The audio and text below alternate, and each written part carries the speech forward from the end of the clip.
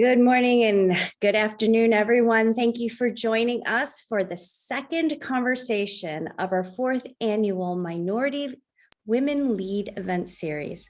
My name is Dr. Caren Ng, President and CEO of CSMI, and I'm honored to speak with you today as National ACE's Board Chair. On behalf of National ACE and our event partners at the California Asian Pacific Chamber of Commerce, we are thrilled to have you with us today to continue our month-long celebration of professional women of color.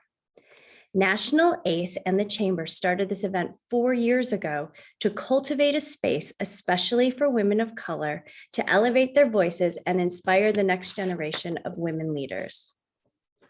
Earlier this year, we launched our AAPI Strong initiative in partnership with the Cal Asian Chamber, which was created in response to the alarming increase of recent attacks on our AAPI community. AAPI Strong is focused on combating the nationwide rise in AAPI bias, harassment, and violence in our communities and small businesses across the country.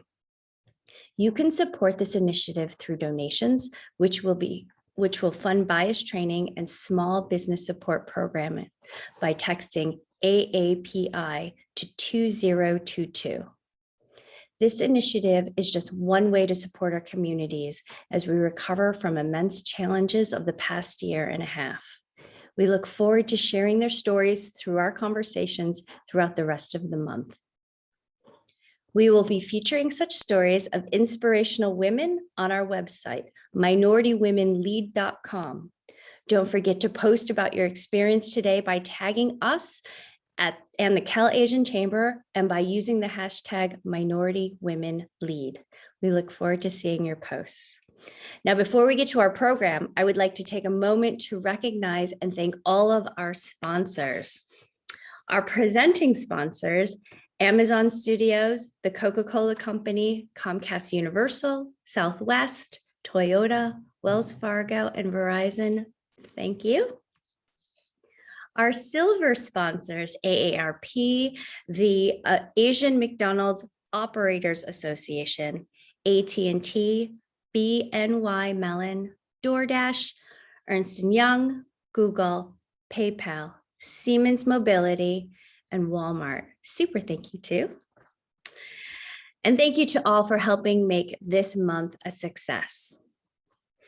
At the end of today's panel discussion, we will be selecting one winner to receive 2 round-trip e-pass tickets. The winner will be selected at random from our list of registered attendees. And the best part is you must be present to win when the winner is announced. Thank you to our sponsor, Southwest Airlines, for providing these prizes, and good luck to all of you. Now, I'm happy to introduce another woman leader who is representing one of our presenting sponsors, Wells Fargo. Everyone, please join me in welcoming Amisha Patel, Vice President, District Manager at Wells Fargo.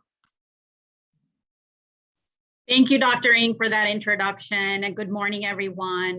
My name is Amisha Patel, and I lead a team of 160 employees in Wells Fargo, which consists of 11 branches and the communities from South Sacramento to Northern San Joaquin Valley. I am so honored to be here on behalf of Wells Fargo because we believe in the critical work of our chambers of commerce and in the importance of empowering and building diverse workforce. Wells Fargo is committed to diversity, equity, representation, and inclusion, not only within our company, but this commitment also guides how we invest and support our communities. In fact, just recently, California Asian Chamber was awarded a grant as part of Wells Fargo's Open for Business Fund, which focuses on providing support for small businesses that were hit hardest by COVID-19. Wells Fargo also recognizes the need for additional support for our diverse and women-owned businesses. And that is why we created the Connect to More program, which will provide women business owners with access to the knowledge they need in addition to networking opportunities and mentorship. You know, while I have this stage, let me share a little bit about me as an individual. Growing up as a South Asian child, family, strong values, and discipline were a big part of my upbringing. My mother's strong character, resilient personality, and her strength influenced my leadership journey and continues to shape who I am today. Life handed my mother some really tough cards at an early age, and she had an arranged marriage to my father at the age of 16 and did not have an opportunity to experience what we would consider normal teenage years or go to a college. Growing up, I watched her overcome many, many challenges life presented her, but she remained resilient and took life head on. My parents found their footing in the hospitality business and built great businesses for themselves. You know, despite my mother's lack of education, she made sure that my siblings and I had the opportunity to live out all that life had to offer. My mother has always had high standards for us. I'm sure many mothers out there as well, and excuses are not allowed in her books. I remember she would wake us up at 4 in the morning to help us study for exams. And I recall her telling me that you always start with an A in every class, but it requires hard work and commitment to keep that A. And similarly, her advice and expectation as an adult was same. So when I entered the workforce, I remember her telling me, Amisha, you got the job, but you have to work hard every day to keep the job. You know, one of her saying was, you have to go to work every day with the mindset that you're re-interviewing for your job. And the quality of your work determines whether you earn the right to keep the job. And I live by those words and ensure my work is quality and reflect in my efforts on a daily basis.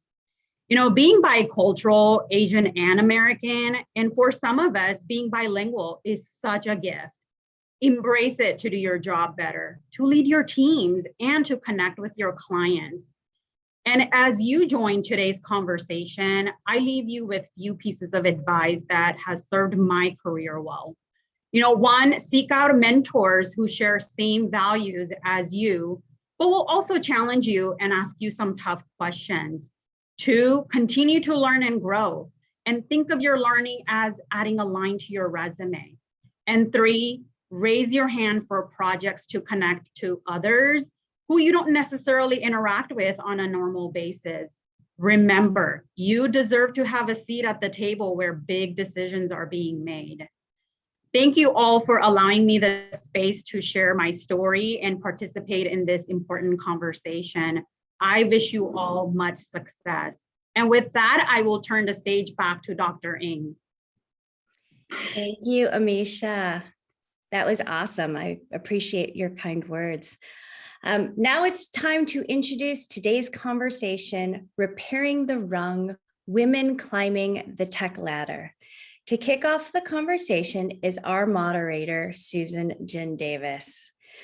Well, I can talk to you about how many years of experience in the telecommunications, media, entertainment, and technology industry, that experience that she has, and how she currently serves as the social impact officer of Roker Entertainment. We can also talk about how well experienced she is and well respected in the areas of diversity, equity, and inclusion. I'm not going to do that because she is all that and a bag of chips. But I do want to tell you something that is awesome, that my relationship and friendship with Susan is what I hope for all of you, especially for women of color. I think that we want to build our tribe that supports each other, both professionally and personally, in good times and in not so good times. And I know that that's my relationship with and friendship with Susan. We work alongside each other at ACE and other passion projects that we have, but we also are friends and have a lot of fun. I mean, a lot of fun. I also want to say hi to the other sisters that are going to be on this panel. You know that we're doing the same thing, that we work hard together, but we also have a nice time when we can socialize. So cheers to you, my sisters.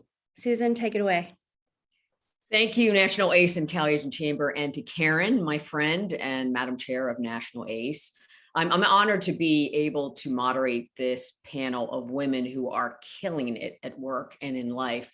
And to be honest with you, I think we already started the panel by having conversations around, what are the things that have inspired us. But today, I'm very grateful to welcome the following panelists to our conversation about how to manage around the broken rung. I have Grace Lee, President and CEO of Ashford Connex, Tanya Lombard, VP of Global External Public Affairs and Head of Multicultural Engagement and Strategic Alliances at AT&T, and Caren Khoo, Vice President, Deputy General Counsel at Verizon. You can check out their bios on LinkedIn to learn more about these amazing women. I want to get right down to the conversations that we need to be having. Now, we know that we have a lot of work to do to create a more inclusive environment for women, and particularly for women of color. AAPI women may be well represented in the rank and file of our organizations, but not enough of us are moving up past the glass ceilings, and many of us are faced with a broken rung in the ladder to success. So if you're here to get practical advice, you're in the right place. If you're here because you're an ally and you want to know how to empower others, you're in the right place. And if you're here to be inspired by women who are really making a difference, you are absolutely in the right place. So let's get this party started. Each of you have shown immense leadership and advancement in your areas. And so what I'd like to start with is this simple question for each of you, and we'll go around the horn on this. What are examples of broken rungs that you have experienced, and how have you repaired it? I'd like you to give a specific example and tips for success. And we'll just start the round off that way. And I'm gonna call on Caren to begin our conversation. Welcome, Caren. Hi, Susan. Thank you so much. Thank Cal Asian, Cal Chamber, and National ACE for this amazing panel. And I wish you were actually one of the panelists here, because there's just so much that we could learn from each other.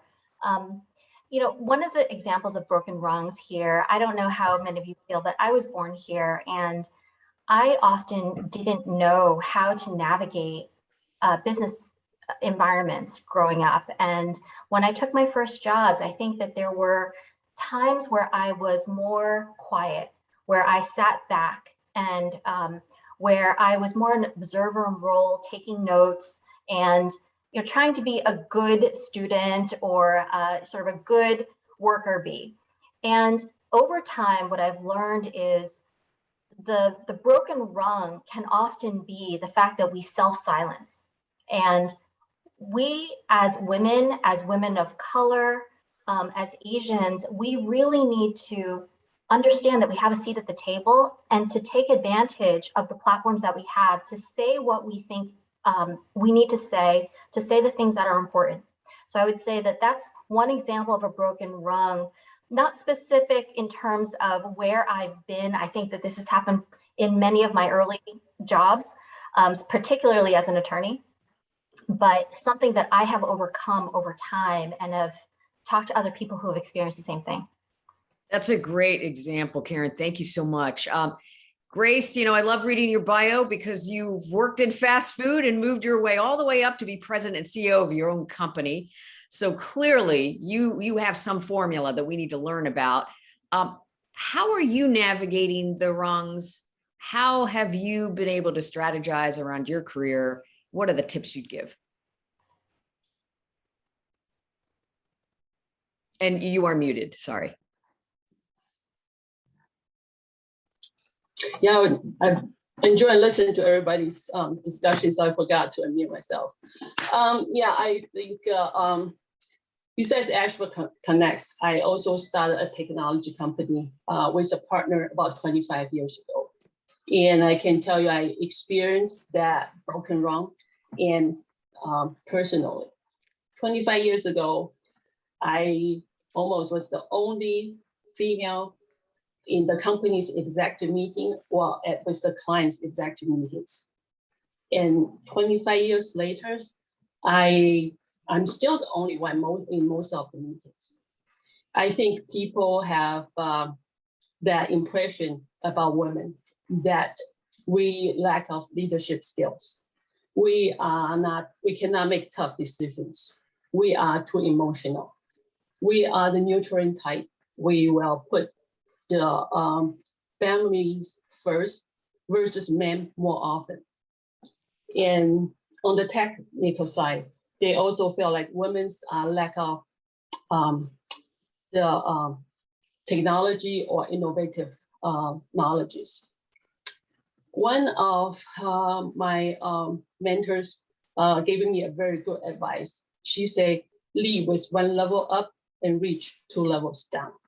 So whenever we receive, we start a lead a project or initiative, we need to have the visions of the purpose of the whole project and initiative. But we need to reach out 2 levels down with the members and also the teams to grow them, to mentor them. So that has been my probably goal every time I start an initiative, to see who can I help, to bring them up along the process.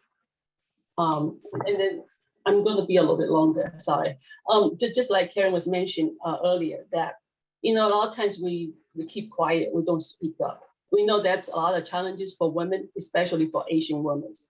So in those meetings, when I have other executives in the rooms, I'll make sure I will ask the women, the younger ones, well, the teams, to speak up, to talk about their contributions, their knowledge, and maybe their concerns. So they will plant the seeds on those executives so they understand how they contribute that. So in the long term, if I want to promote them, and I have laid a good background already.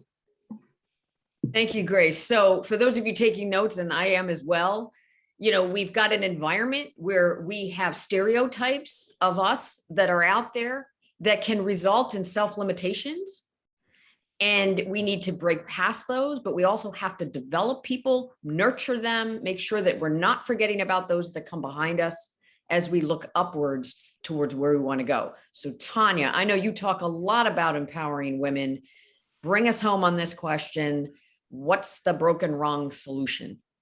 Well, I think my panelists, my colleagues, have given very great advice in an internal structure.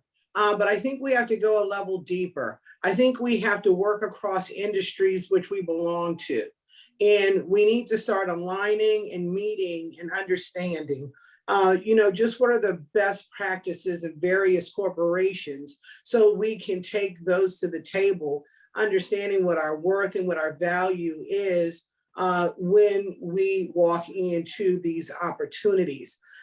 For a long time and on certain policy issues, industries, they're fragmented.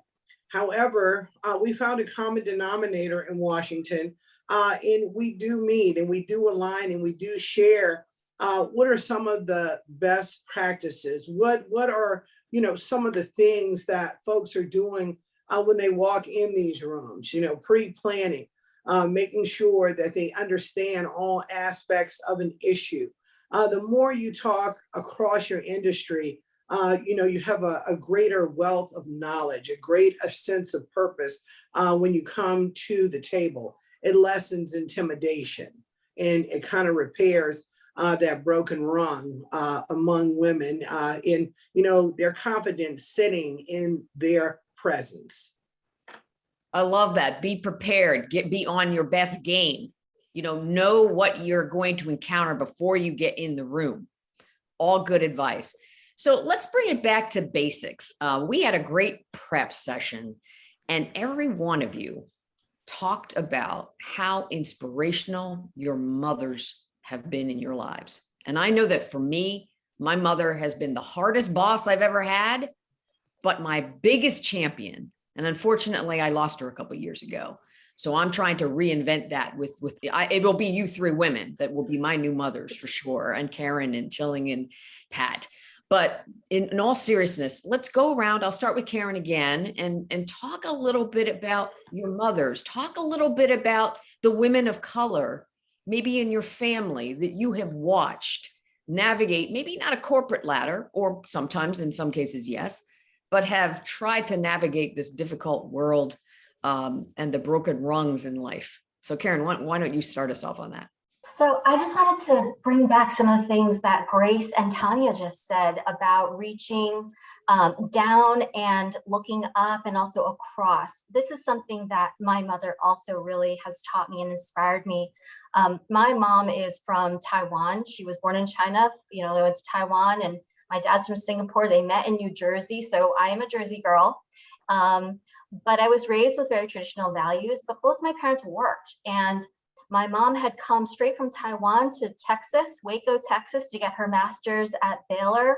And she worked her way up at a pharmaceutical company here in New Jersey, having a 35-year career and going through every level of clinical drug studies, all the way through marketing at the end, and was director of clinical marketing at Hoffman LaRoche. And she always taught me the value of really getting to know your team, nurturing your team, spotting talent, somebody who could give of themselves, be generous, be kind.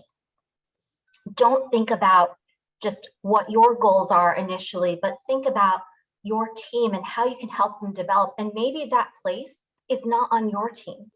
Maybe the place where they can develop and where you can have those honest conversations is more of a private setting. And you should take that time to get to know your colleagues, get to know the people on your team, around your team, so that you can help them develop into the best that they can be professionally.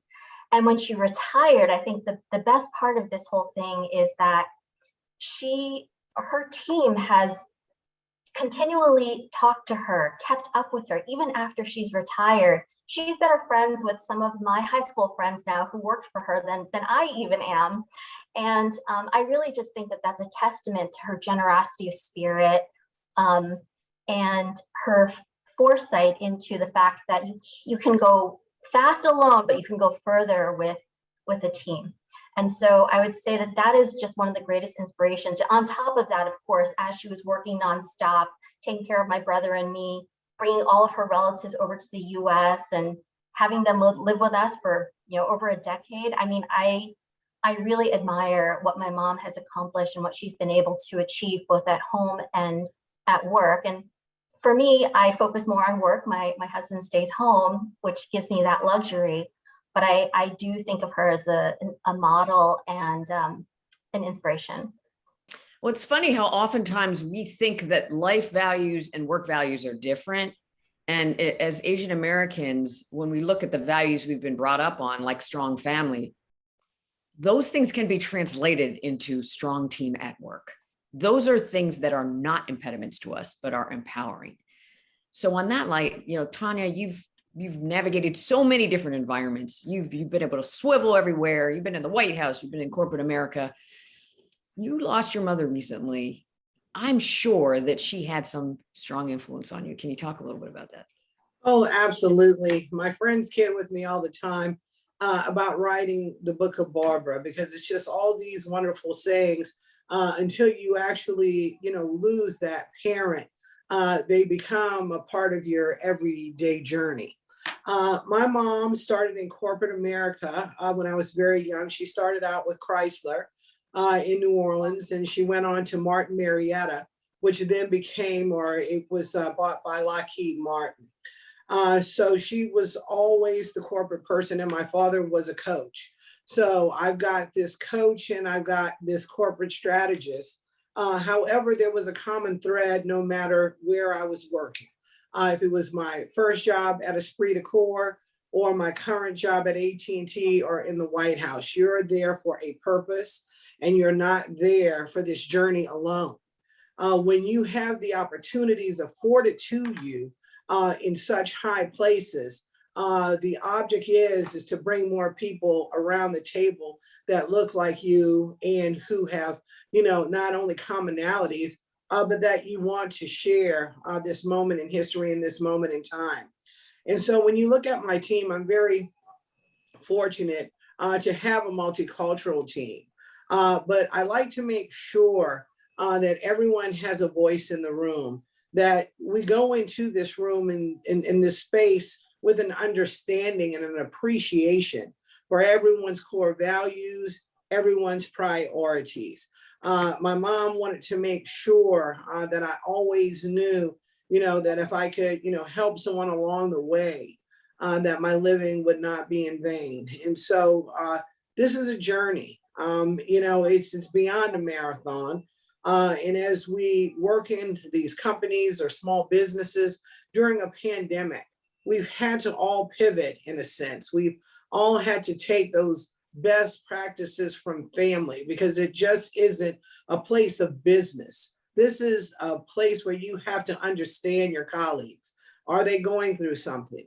It's not business as usual. Sometimes you got to stop. You've got to have the call after the call to have that understanding that, okay, yes, we have a business objective, but in order for us to meet it, you've got to check on people's health, their wellness, and just really endear yourself to your team and to the culture.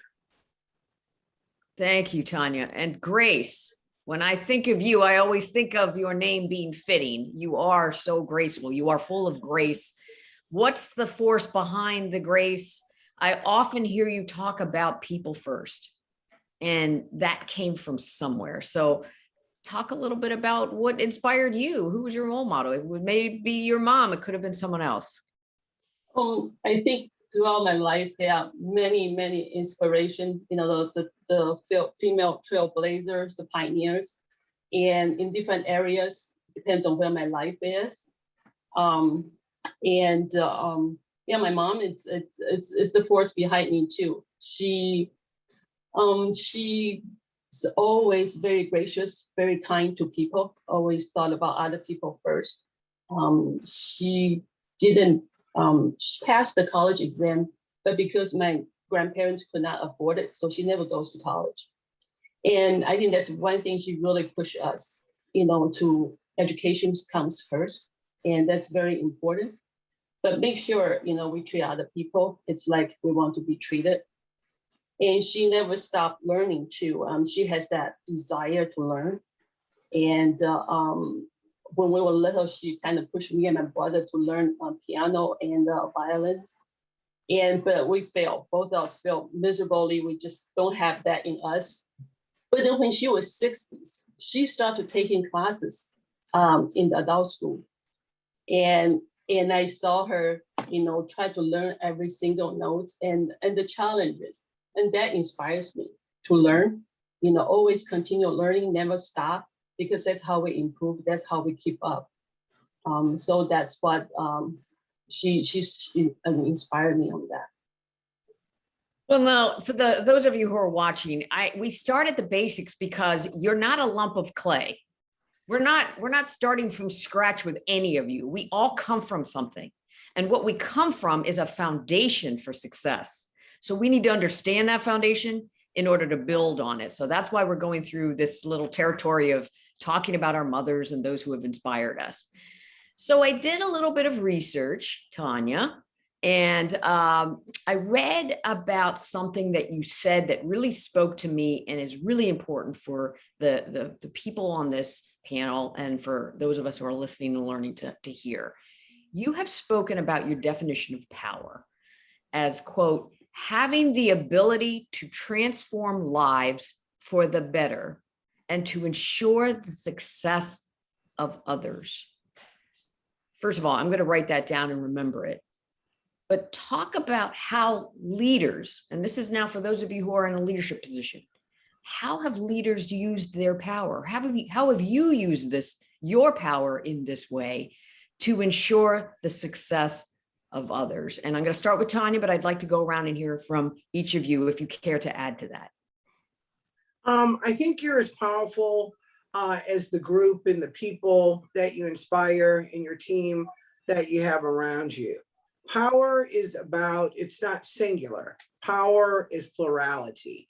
It is a big tent concept. If you are if you are walking as though it is only about you, that is less power. The power comes in numbers. The power is that Karen's at the table with me, Grace is there, you're there with me. We're all in this together. In terms of, when you're in business and power, and well, how does that work in a boardroom? It works that your pitch or what you're advocating for is not just singularly about the success of Tanya. It's about the success of all women, the success of all races. This is not a singular word. When you think of power, there is power in a team. And so I take that with me throughout my business acumen as well as my personal acumen. I love that. And the whole concept that no matter where you are in a structure or organization, you have a place in the power structure. And Caren, you talked about this in the prep, how maybe we should be making the world construct around ourselves, that we shouldn't look to be joining another construct, but to have others build around us. So the concept of power is around inclusion, and it's about wherever you sit, you can have power to influence structures and people and organizations. So can you talk a little more about that? Yes, I just want to echo everything that Tanya just said around, really coming together as a group and influencing. I think there are a lot of different aspects of power that we can think about. And some of the things as Asian women we can do is recognize that we have power, whether it's individually, whether it's in a group setting, whether it's personally or professionally. I think so many of us are raised with the values, right? To put others first, to, as Grace mentioned, treat others as we would like to be treated, and to be generous, and to not focus on self, but focus on the whole, that we sometimes forget that we do have power. Sometimes we forget that we are influential. And if we can recognize it and sit and get more comfortable in that role, it can help us empower others even more. Tanya, you mentioned the call after the call. Actually, some of the things that I find that are most helpful are the calls before the call. When you're bringing in the stakeholders on a particular issue. Grace, you mentioned being the only in the room. And I think we've all had that experience of being the only, the one. And if by being in that room, we can share the information that we've had outside, help influence the folks in the room to bring more people in. I think that's an excellent use of power that we can all do at whatever scale we have, regardless of whether or not we have people reporting to us or, there's a formal structure there. I think that's the way to share and to be more vocal about what we can do. And as Tanya so eloquently put, and Susan, you mentioned, just do good for all. So Grace, based on that, if I'm a lower level person, if I'm a mid-level manager, I'm not in rooms that all of you women are in. How do I get above the radar screen? How would I get to your attention so that you can speak my name in rooms where I'm not yet in rooms? And I always suggest that you reach out to me and then, share about your inspiration and tell me about your challenges, what's my, how to improve or what should do next, and just have that constant communications. And then I think there was that book called the 7 Habits of the Highly Effective People. And one of the things that really strikes me, and it's very similar to one of the Chinese proverb, is begin with the end in mind. Tell me what's your long-term career goals, and then we can have a plan, go backwards. I'm mentoring 2 students right now, and that's what we do. What's our career goals? When we start with 10 years and go backwards, because you want to, and then you find out what's the challenges and how you can improve every which way, and just have that regular discussions. I know everybody's busy, but if you reach out to enough people, you will find somebody who's willing to help you. So that gets to the role of mentors and sponsors, right? I mean, mentors you can get all the time. These are people that advise you and give you counsel, but sponsors are the ones that will take a bet on you, that will literally say, you know, Caren, I'm going to bring you into a meeting. Tanya, I am going to put you in front of the CEO so that they know who you are. So talk about sponsorship. What is the difference between mentorship and sponsorship? How do you get a sponsor? How do you win those people over so that they can do that door opening for you? And this is for anybody on the panel. Well, I would like to say, I feel the difference between sponsorship, mentorship. I think they're pretty much intertwined. I think you become, you mentor someone and you understand what their journey is, what they want to do business-wise, and you help them get to those tables. Speaking to Caren, speaking to what Grace said, people, they go on LinkedIn, they contact me. I'm on like more panels for people or trying to support them or having conversations. I think social media takes up so much of the bulk of your day if you're just willing to take the time and talk to other people. I think that's very important because I needed sponsors. Mignon Moore, when I was in the White House, I was Deputy Director of Personnel, but I came in as a political person. And I went to meet with her. Someone told me there was a position available and it wasn't, but I kept going in and I kept going in. We have had a relationship that is formed into, she has spoken on my behalf for me in many rooms since my experience at the White House. You can mentor people within, but a sponsor, it's kind of almost a legacy journey. And so I think that those are important as well. When you're mentoring, when you're being a sponsor, what is your legacy and who are the people you want to leave in that legacy pipeline of yours? And so it's not people that you plan. It may not be people on your team. I have met many people who are just so talented, so brilliant, just by going online. I have a whole social media, person that I work with. So I think we have to pivot because the world is very different from only finding people, in the traditional sense. I think this whole mentorship, this legacy, having the sponsor at the table, yes, it is important. But the most important thing about that journey is you yourself, after you have a sponsor, is to be a sponsor for someone else. I love that concept of giving back. And, I welcome the others to talk about sponsorship, but I think we also talked about being strategic. So you need to be the CEO of your career for sure. So that's part one. And then part two, Tanya, to your point, the other part of the strategy is what's next. Does it end with you, or are you going to keep moving this train forward? So for Grace and for Caren, talk about sponsorship, but talk also about strategy. What are the strategies that you've employed that you've seen work for yourself and for that legacy that Tanya mentions? I think one thing is still very important. You can have the mentors, you can have the sponsors, but you still have to deliver because they put their neck out for you. They spend the time for you.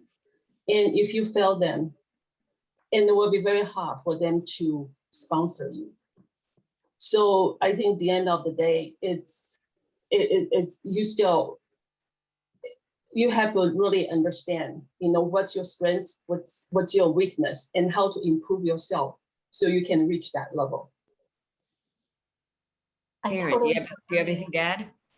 Yes, I love everything that Tanya and Grace said. And I, in line with the 7 habits of highly effective people, I wanted to also give a book recommendation for a Carla Harris book called Expect to Win. And probably a lot of us have read this book, but in that book, she talks about how the most important conversation about your career happens in rooms where you're not there.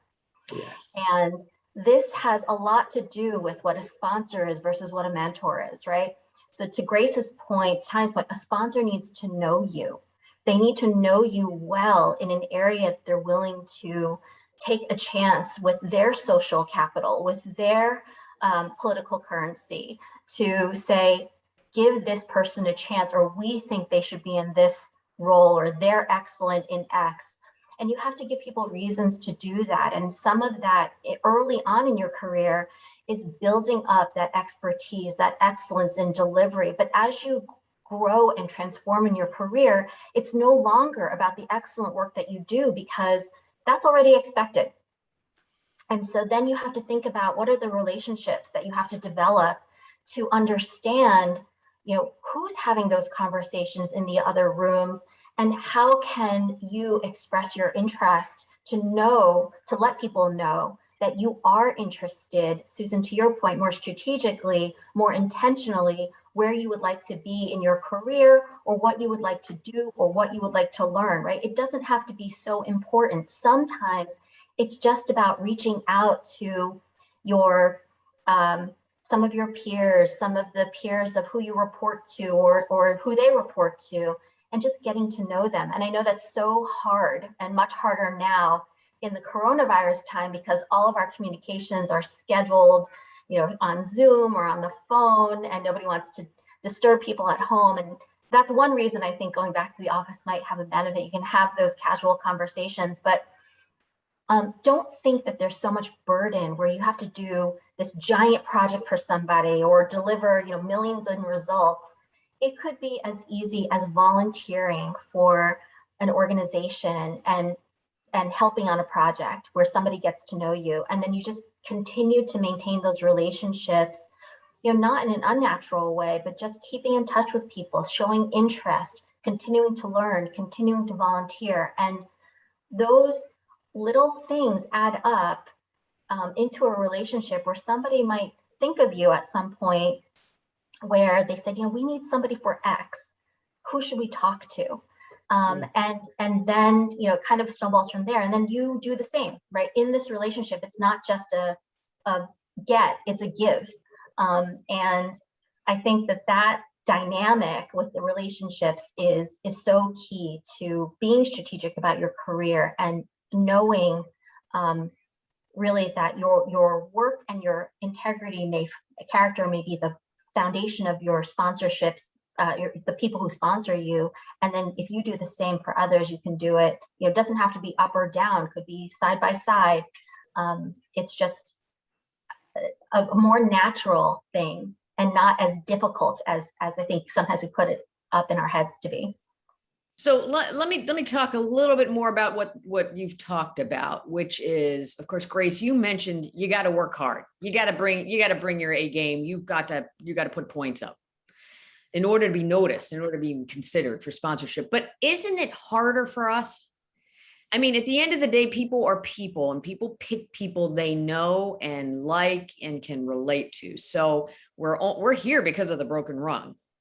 So is it harder, and how do we do this without making it a full-time job? One of the comments in the chat was, if we had to manage our career, it's a full-time job to manage our career. We got to do more. So Grace, talk a little bit about, like, and you've reached the highest level of your companies. Give us some perspective. Was it harder for you? Is it harder for us? How do we navigate that? Because that's not fair, and that's not an equal level playing field. Okay, that's a very good question. I think, you know, when I was employees, I was thinking about the managers top level. They have an easy life. But then when you reach the top level, and then you find out every day you just encounter problems, issues, one after another, you unexpected. I think for you to be, and I develop the people who I can count on, I can always go to and help me resolve that issue. So I think just a long time on that, on long term, you want to be that person that who can deliver, who can resolve the issue and take that off me. And so I don't have, you know, so I can move on with other issues. And I think that's the part. If you don't, how did you, you know, that's what I'm saying earlier, you can deliver. in part take you less time to build that relationship because you're on that list already. Just by proving that you can be counted on, and that will kind of get you at least on that part of the list, and then you can spend less time just to develop relationship. Because we also always see some people who just play the politics in the office, and we know they don't deliver. And in the long term, those people is not going to be sustained. The people is going to know them. They just talk. They don't deliver.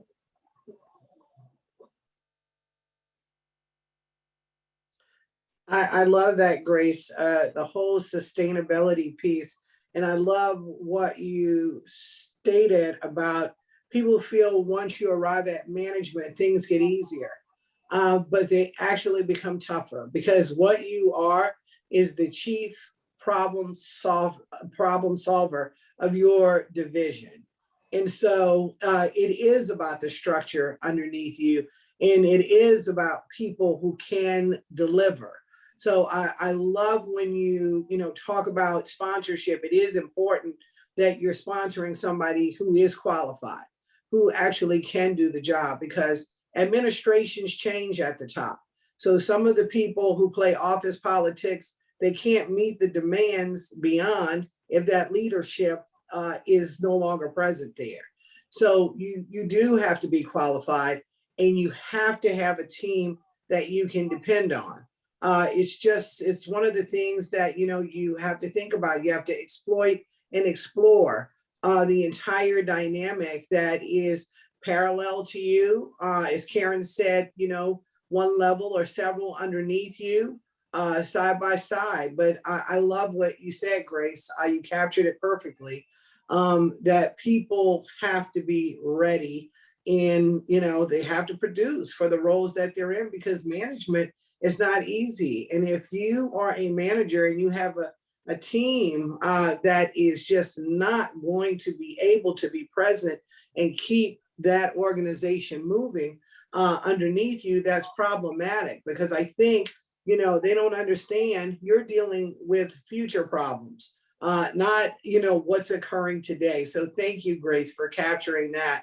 I couldn't have said it better. Thank you very much. And I love how you all are capturing, not only bringing your A game and doing well and putting results out there, but coupling that with relationships.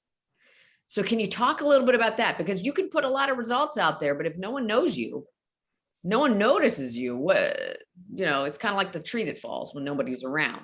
Yeah. So talk a little bit about the relationship piece of it, that people need to develop relationships as well as get results. I can talk a little bit about it because my role is legal. And although my day-to-day is not very legal, I have my business hat on for the most part. Help folks think through issues just generally for the business. There's a lot of times where legal's just behind the scenes, right? And sometimes it is difficult for folks to recognize that we're providing value in these, I wouldn't say soft ways, I would say more invisible ways that help move things forward rather than being responsible for the execution, let's say. So with the relationships, I think the most important thing that I've learned, at least at huge organization like Verizon and large law firms, is just being willing to get out of your shell and say hello to people that you don't know is a huge thing. And a lot of us may feel initially inhibited in saying hello to people we don't know. But most people, go through their day and they're not really paying attention. They actually enjoy being greeted, and just a few words. I think that goes a long way to breaking the ice. But then beyond that, Tanya, I think you were talking about how you have to be ready and you have to be that great team. I agree with everything you said, and I feel like I operate that way, but I also recognize the fact that as women, sometimes we put too much pressure on ourselves to be perfect, to be ready, to be completely, fill every single bullet point on that job description before we can take it. And I think what we need to do, and this goes along with, the same theme of taking a chance, is not be so restricted in how we see our readiness. and be willing to invest in our potential and be willing to, even with your team, maybe not everybody's good at everything. Find the thing that they're good at and focus on that. I think we're so used to working hard and overcoming, difficulties and challenges. Sometimes there's a value in focusing on the things we do well so that we can continue down the path of doing well and feeling comfortable in pulling on new roles and responsibilities rather than fighting against something that's so hard where we think, oh, we'll get recognized for the hard work that we've put in, when in fact, in my experience, men are not thinking like that, right?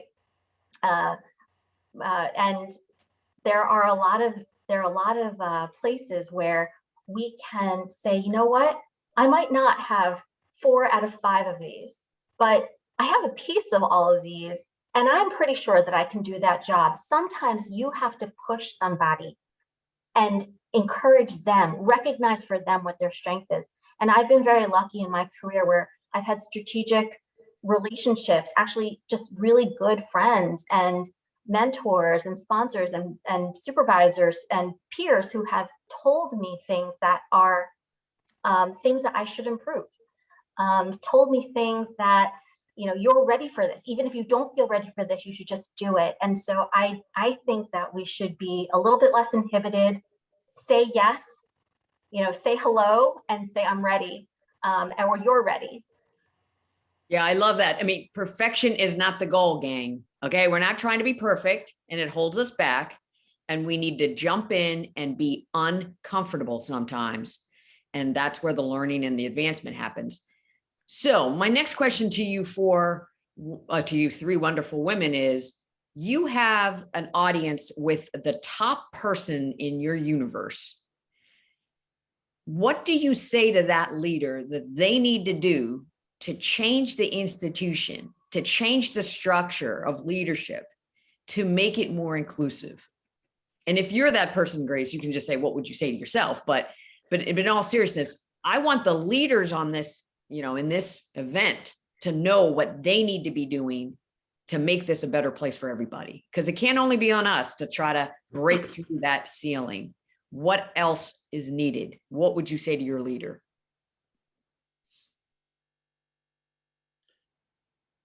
Silence. Whoever wants to go first. Okay, I'll start off. If I had to speak to the leadership in my company, I would definitely make sure that the conversation is about being authentic. In this moment in time, in diversity, it is not about checking a box. It is about being deliberate. It's about being authentic and unapologetic about the positions that you take in terms of protection during AAPI hate. You cannot straddle the fence. You have to be for something or you're against something. In situations such as the social justice movement or in voting, it's an authentic voice. So, whatever that voice is of representation to the leadership, just make sure it's authentic. There is no one who's going to agree with everything that a company, as they position themselves. However, with this social media and people getting so much information in real time, you have to be authentic, and you have to have your facts that support your position, and you have to have a team that's moving around, understanding how your position and your statement could become problematic for you based on previous positions. So I think it's understanding what your surround chamber is, but authenticity, especially with the Gen Zers, the millennials, they want the truth. They want information, and they are paying attention. They're your new consumers. They are everything to the future of any business, because they are watching and they're involved. So that's what I would say to a leader if I was asked that question. And also to invest in the current team, the current group of people that you have inside your organization, so they can start having these dialogues and understanding each other a lot better, and it's in a natural form. Yeah, and I would add, if I'm a leader, I would want to notice who's not in the room. Pay attention. Who's not being heard, who's not being seen. But Grace, what do you say to yourself to keep yourself on point around creating inclusive environments?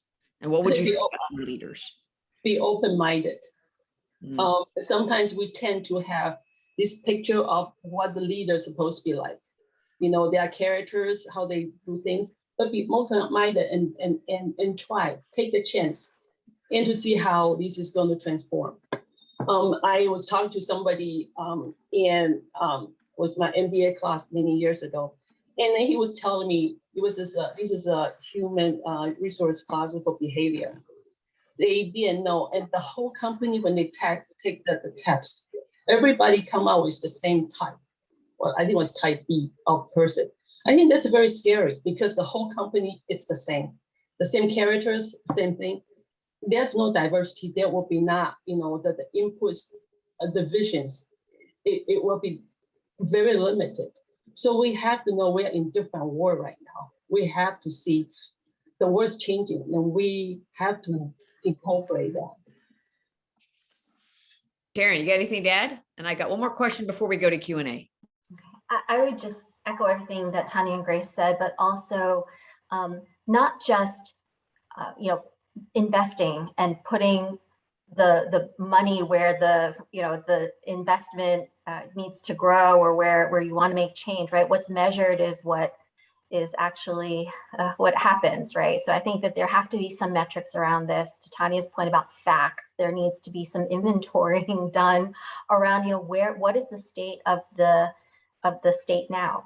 I feel very lucky to be in an organization where we have that commitment to diversity, equity, and inclusion from the very top, and it is absolutely modeled by our leaders. And beyond that, though, we need to make sure that we have space for uncomfortable conversations and that people feel safe sharing those uncomfortable conversations and having conversations that, maybe aren't popular, right? I think that there's a big aspect here of cancel culture sometimes, of extremes where you can't find commonality. And our goal is to be able to hold space for those uncomfortable conversations, to have some ground rules there so that people know that they can speak freely, to people know that they are not being penalized for thinking what they think, but keeping an open mind, like Grace said, to be able to change what they think or change their opinions without feeling judged.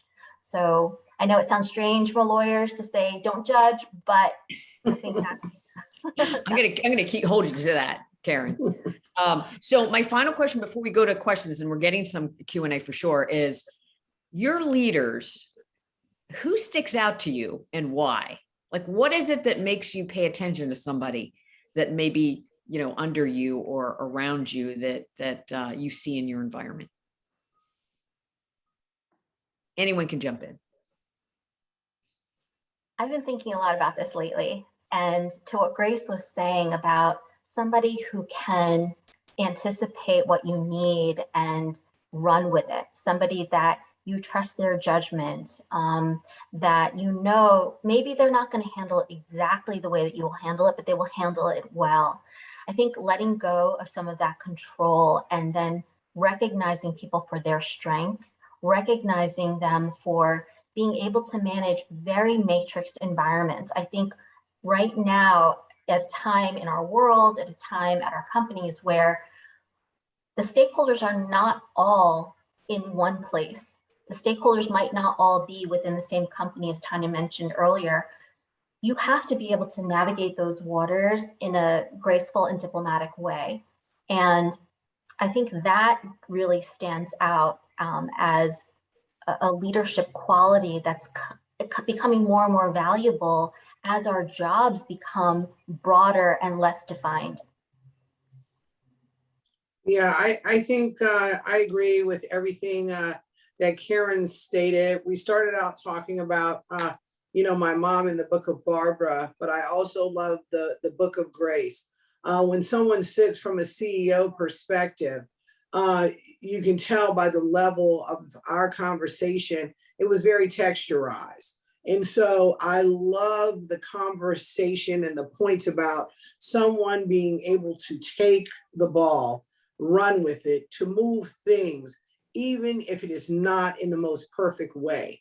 So you ask, who do we notice or what gets your attention? It's somebody who you don't have to self-start, they're self-starters, and they can at least try. It's too much with people working from home. The whole home work ratio is a little bit different now.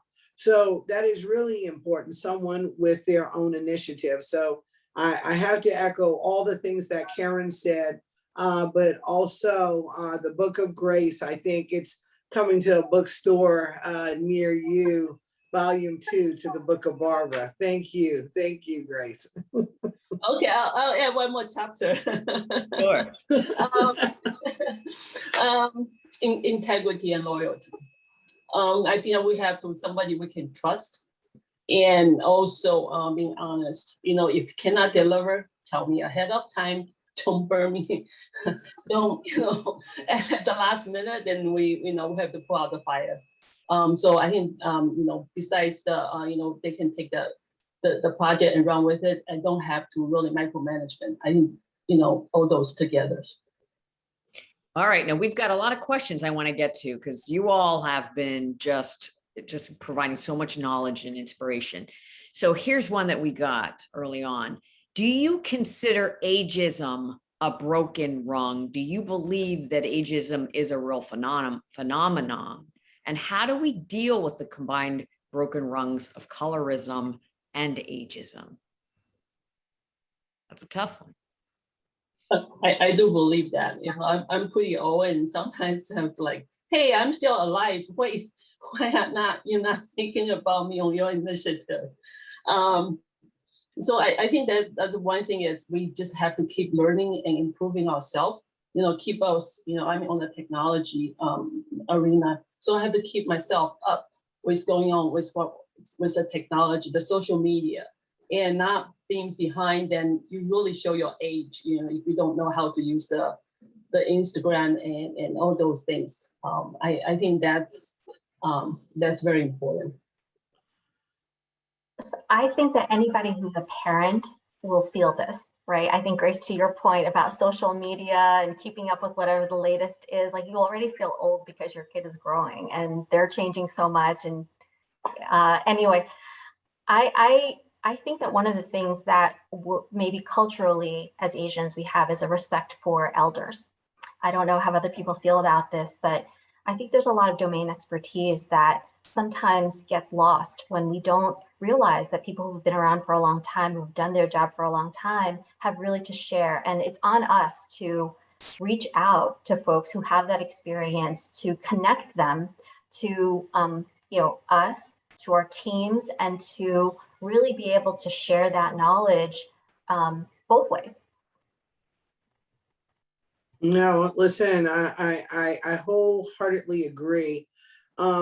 I feel that if you look at the majority of women CEOs, although we don't have a lot in this country, they are 55 plus when you look at who's sitting on the board of directors. So we need to be able to have a narrative. We have to be able to speak to this. So when a question such as yours is asked, we can cite X, Y, and Z, Ursula Burns, Melody Hopkins. We can go on and on and on to talk about who is in the pipeline.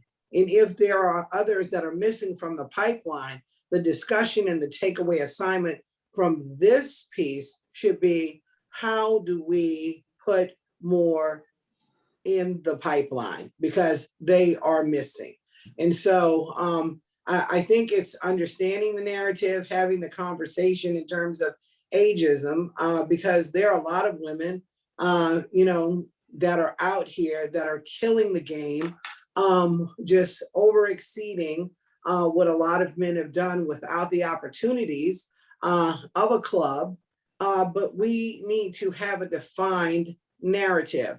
We're all speaking on this panel and we all agree, but at the end of the day, we need to be able to sit and, formulate, hey, this is what is missing and how are we going to move this agenda forward?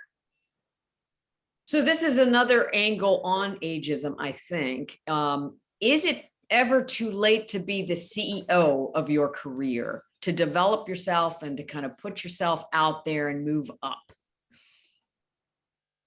I don't think so. I think if you can be the CEO of your own life, you can certainly be the CEO of your career. It is about, what is it that you're trying to manifest? What are your goals? What are your desires? And what is a win in life to you? Because wins are all very different. Some people are parents. Some people are successful businesswomen. Some people are perfect athletes. I mean, what is the win and what is the definition of a CEO beyond business to you? I don't think it's ever too late. I think, except for maybe a very small minority of humans on Earth, our lives are full of chance and luck and planning, and they don't always all coincide, right? My dad would say things like, you can plan 5% of your life because the rest is really kind of up to chance. And going back to education, those are things you can control. But then beyond that, sometimes it's not in your control. So just feeling like you can give some of that control up, one, takes the burden off. But two, I believe very strongly in a personal board of directors. And if a CEO is at the head of a board of directors, then I say it is never too late to be the CEO of your own life, because you can have trusted advisors, sisters around you, giving you advice, helping you figure yourself out, knocking you upside the head when you're outside of where you should be. I remember coming back from maternity leave with my second child, who was a terrible sleeper. And I said to one of my friends, I'll just do this job forever. It's fine.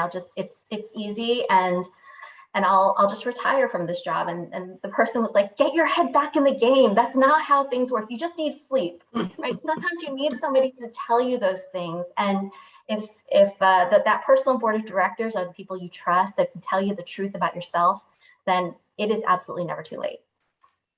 You're never too old to learn. Well, I pivoted last year. I told my partners to, you run with the company. I started another company last year, and during the pandemic, and people think I'm crazy, and and how and I've been with the company for 26 years. So what did you want to change right now? But I think it's the passion.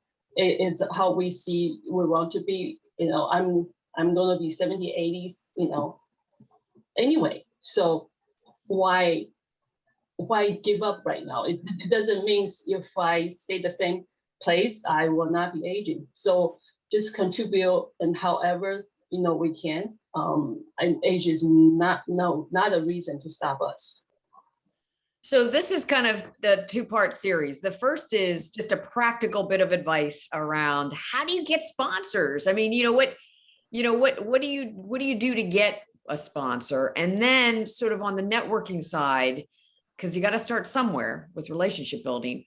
Do you just hit somebody up on LinkedIn and just say, I think you're awesome, Grace, Caren, and Tanya, would you give me advice? I mean, talk a little bit about the relationship building and the connections needed to go from mentor to sponsor. How do we do all this stuff? So I think that, to Tanya's point, your whole life could be social media if you wanted to leave it to that, to engage.